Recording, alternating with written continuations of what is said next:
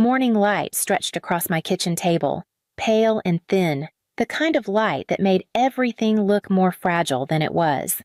I had set down a torn sheet of paper and written 3 words in my careful block letters: bread, detergent, bank. The list was nothing special, yet the word bank seemed heavier than the rest. I read it twice, as though repetition might ease the knot in my stomach. The knock on the door came earlier than I expected. When I opened it, my father, Gerald, stood there with his broad smile, the same one he had used for decades whenever he wanted something to seem harmless. He carried no groceries, no morning paper, just that smile and an energy that felt too fast. Behind him, Elaine followed, holding a slim leather folder against her chest like a shield. "Clara," my father said, stepping in before I invited him, "we thought we'd catch you before your errands." Perfect timing.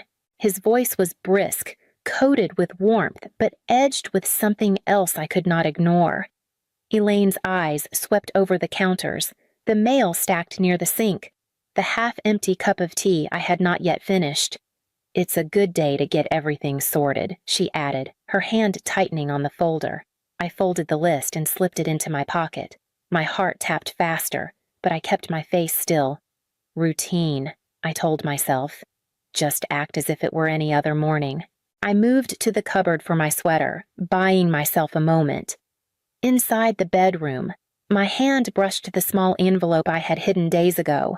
I slipped it into my purse and returned to the kitchen, where my father was already reaching for my car keys.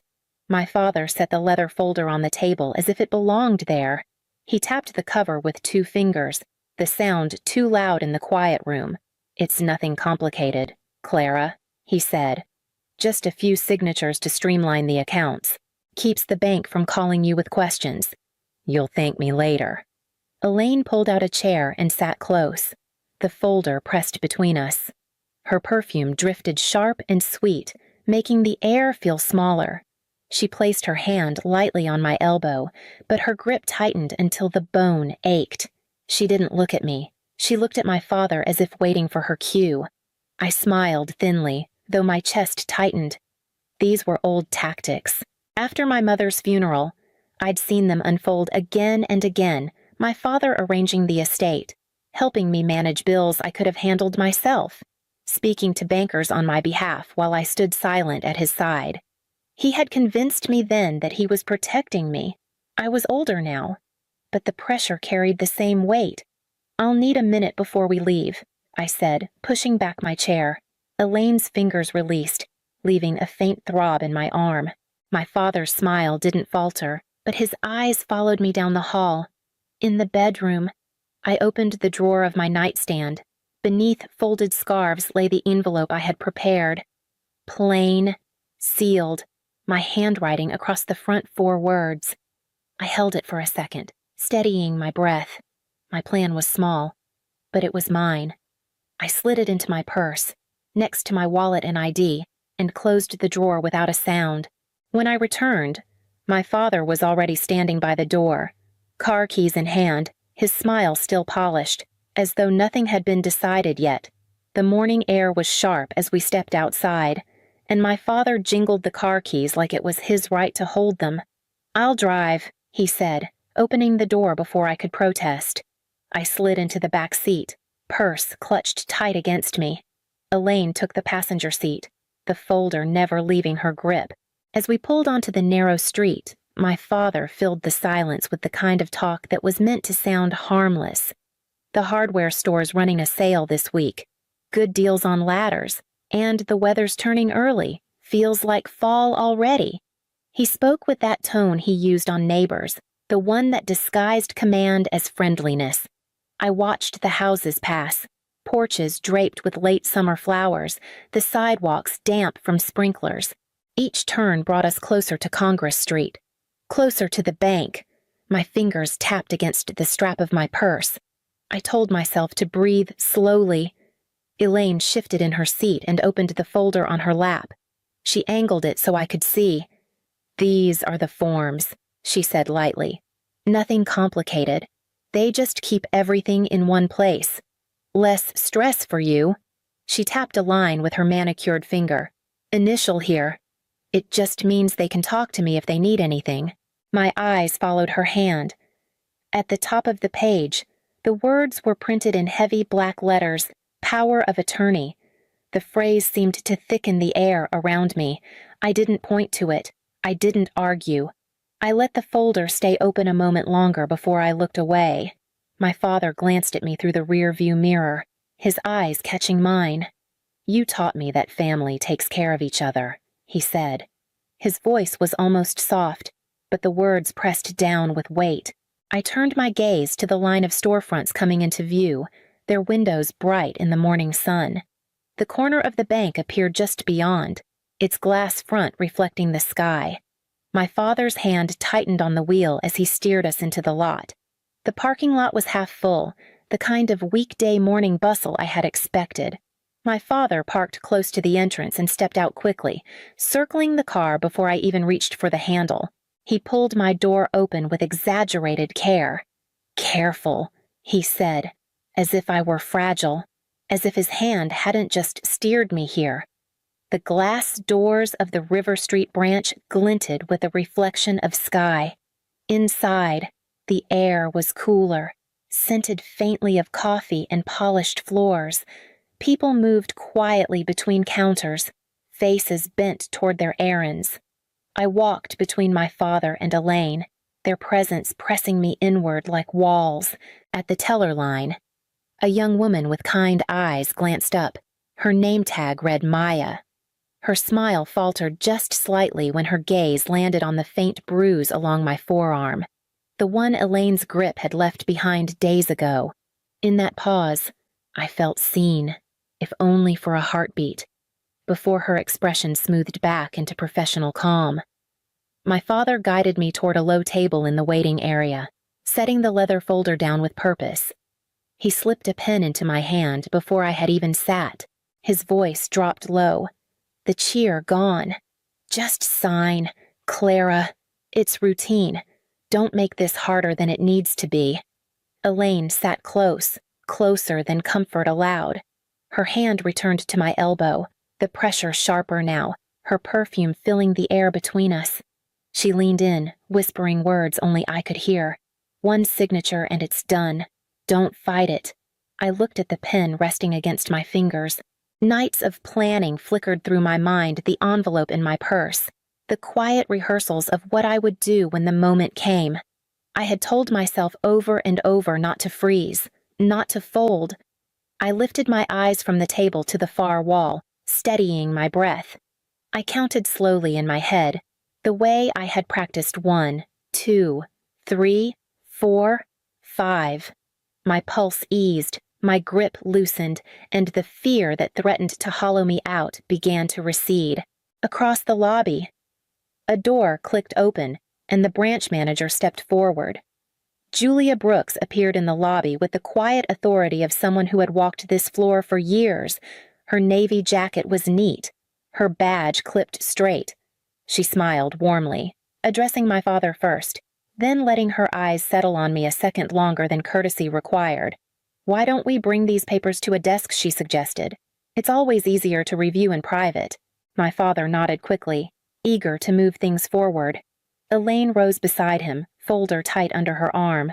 I followed, my purse close to my side, my breath measured. As Julia led us toward her office, she paused briefly at the teller counter. "Maya, could you bring me a water in a few minutes?" she asked. The words ordinary, but the glance she gave was not.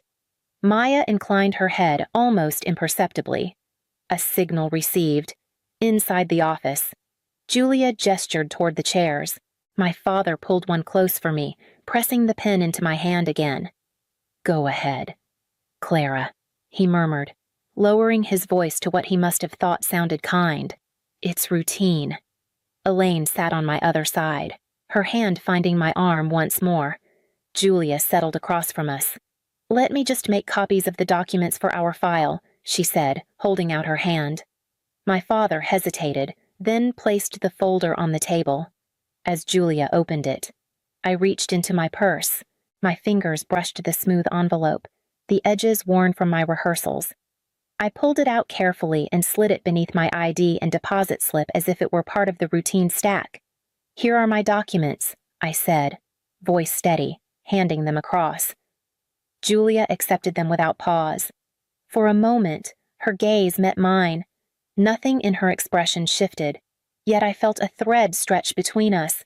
She rose, sleeve brushing the edge of the folder, and left the office with measured steps. My father leaned closer, whispering, "Almost done now." I kept my eyes fixed on the door Julia had just closed, listening for the faint click of the copier down the hall.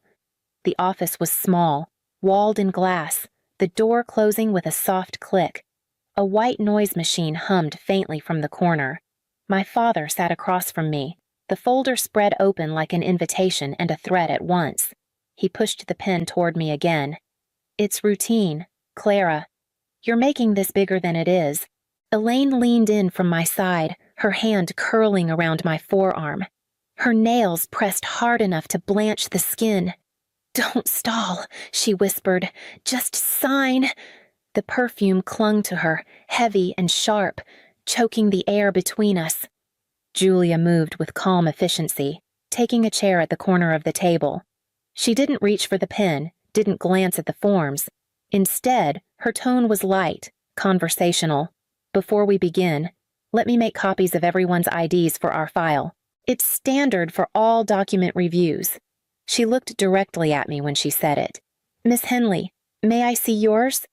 I drew in a breath, slipped my hand into my purse, and felt for the items in their order. My wallet came out first. I placed my driver's license on the table, then laid my deposit slip on top of it, as if it were habit. Last, with a motion rehearsed in countless late-night hours, I slid the plain envelope beneath them. "Here are my documents," I said, my voice steady.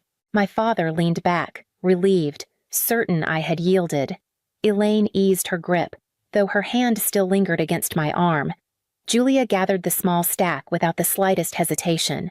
Her eyes brushed mine for half a second, no shift in expression, no sign to anyone watching. But I felt it, the acknowledgement. She walked to the door and stepped into the hallway. The faint sound of the copier started a moment later. My father exhaled, tapping the pen against the papers as if marking the rhythm of his victory. "See?" he said, voice low. "We're almost finished." I kept my gaze fixed on the glass wall, where Julia's figure passed by once, her hand at her side, her expression composed. My pulse steadied, not from surrender but from the knowledge that my note was no longer mine, alone. Julia returned with the folder and a small stack of copies, her movements even, her smile undisturbed. She set everything neatly on the table and folded her hands. "Before we proceed," she said, "we'll need to verify some information with the account holder directly. It's part of our Know Your Customer requirements. For a few minutes, I'll need to speak with Miss Henley alone." My father gave a short laugh, the kind meant to dismiss without asking permission. "She's hard of hearing sometimes. I'll help her through it." Julia didn't waver. "I'll call you right back in. This part is required by regulation." She nodded toward the hallway, her voice still calm, her eyes steady. Elaine's fingers tightened once more on my arm before slipping away. "We'll wait outside," she said brightly, but her glance cut sharp as glass. The door closed behind them, and the office grew still. Julia leaned forward, her tone softer now. "Clara, I read your note." My chest felt tight, but I held her gaze. She continued, voice low and steady. "I need to ask you 3 questions, and you can answer yes or no or explain more if you want. First, are you being pressured to sign documents you don't want to sign?" "Yes," I whispered. "Second, do you understand that these forms would give control of your money and your house to your father and stepmother?" "Yes." "Third, do you feel safe at home with them visiting you?" I looked down at my hands, the pale ridge of my thumbnail catching the light. "No." Julia gave a small nod. No surprise in her face, only resolve. She reached for the phone on her desk and dialed with precise fingers. Her words were clipped. "Exact. This is River Street Branch. We have a senior customer under duress. possible fraudulent power of attorney, initiating hold, requesting compliance review, and contacting Portland police. She hung up, then met my eyes again. "You did the right thing," she said quietly. The sound of footsteps in the hall told me my father and Elaine were waiting just beyond the glass. The door opened, and Julia invited my father and Elaine back inside. They returned to their seats, my father settling heavily, Elaine smoothing her skirt with unnecessary precision. Julia placed a small recorder on the table and pressed a button. "For accuracy, we record document reviews," she said. "It protects all parties." My father forced a laugh. "Fine, let's move along. Clara knows we're just simplifying things." He nudged the folder toward Julia. Julia opened it carefully, scanning the first page. Her eyes lingered at the corner where the notary stamp bled unevenly into the paper. She flipped another page, her tone mild. "And who prepared these forms? Mobile notary," Elaine said quickly. "Perfectly standard." Julia nodded as if taking note, but I caught the flicker of doubt in her eyes. She placed the document flat on the table. "This seal number doesn't align with our records. We'll confirm shortly with compliance." My father's jaw tightened. "It's valid. We wouldn't waste time here otherwise." His voice had risen, sharp enough to cut the room in half. Elaine reached for his arm, her smile fixed. "Gerald, let her check. No harm in that." Her voice was smooth, but the tremor in her hand betrayed her. Across the glass wall, I noticed the guard shift near the entrance. A faint click sounded doors locked. Motion steady. Unnoticed by most. Julia continued. "Undisturbed. Before we proceed, I'll also need Clara's responses in her own words." She turned her gaze to me. Patient. Unwavering. I felt my father's stare like a weight against my cheek. Elaine's perfume clung too close. My throat tightened, but my voice held. "These forms give them control over my money and my house." Julia inclined her head, marking the words. From outside, faint but steady, came the rising wail of sirens threading through Portland streets. Inside, my father shifted in his chair, the sound of the pen tapping against the table betraying his growing unease. The sirens cut off outside, and moments later 2 officers stepped into the branch. Julia opened the office door and introduced them as Officers Ramirez and Chin. Their presence was steady, not loud, filling the space with a different kind of authority. Ramirez took a seat near me while Chin remained standing, her eyes sweeping the room. "Ma'am," Ramirez said gently. "Are you all right?" I nodded, then lifted my sleeve to show the fading bruise along my arm. "Elaine squeezed me," I said. My voice was quiet, but the recorder on the table caught every word. Elaine's mouth tightened, though she said nothing. My father leaned back, shaking his head. "She bruises easily." "This is all exaggerated." I ignored him and reached for the tie pin fastened at my collar. "This records," I explained, unclipping it with careful hands. "It caught everything from the moment we left my house." Julia accepted it with a nod, placing it beside the folder. She answered a call from compliance on her desk phone, listening intently. "Understood," she said at last, then turned back to the officers. "The notary commission listed here does not exist. It's a forgery." My father's face reddened, a mix of anger and disbelief. "That's ridiculous," he snapped. Julia ignored him, opening a separate folder she had kept aside. "There's something else. 3 weeks ago, Clara executed a living trust. Her assets, including her home, are already inside. She and her brother Daniel serve as co-trustees." The words settled heavy in the room. My father stared at me as if I had spoken a foreign language. "You did this behind my back. I did it to protect myself," I said. "Steady now." No tremor left. The silence that followed was broken only by the soft hum of the white noise machine, carrying us into the final reckoning. The officers stood, their decision made, and asked my father and Elaine to rise.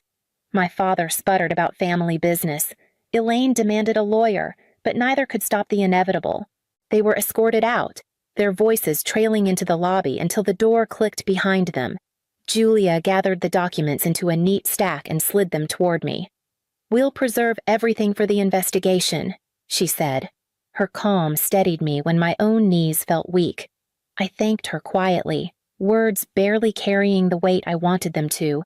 Outside, the afternoon light seemed brighter than when I'd walked in. Daniel was waiting in his truck, having come at Julia's call. He helped me in, his hand firm at my shoulder, and drove me home without a word. The silence was not empty. It was protective. At the house, Daniel moved with purpose. He changed the locks, installed a small camera above the porch, and checked every window latch as though sealing a fortress. I made tea, letting the kettle's whistle remind me of ordinary sounds. We sat together at the kitchen table, the same place where the day had begun, though everything felt different now. I took out a sheet of paper and wrote slowly, my hand no longer trembling. "Dad, I love you. I want you to find help. But you cannot touch my money, my house, or my life. If you try again, I will call the police again." I signed my name and folded the letter, placing it in the drawer beside my list from that morning. The house was quiet, but this time it was safe. My hands rested on the table, steady at last, ready for what came next.